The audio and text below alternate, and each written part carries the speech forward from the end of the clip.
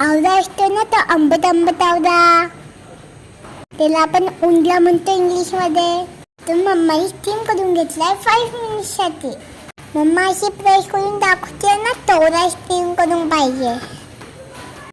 ही झाली आपली पहिली स्टेप. स्टीम केलेल्या आवळ्याची पेस्ट करून घ्यायची आहे मिक्सी जारमध्ये, एकदम फाईन पेस्ट. ह्यामध्ये जॅगरी टाकायची आहे. तुम्हाला जॅगरी टाकताना तेवढी आवडत तुम्ही तेवढी टाकू शकता.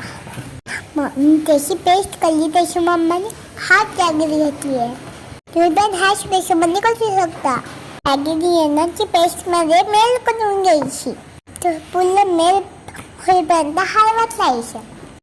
तुम्ही रेसिपी करतानाही नॉनस्टिक पॅनच यूज करा आणि स्पॅच्युला यूज करा.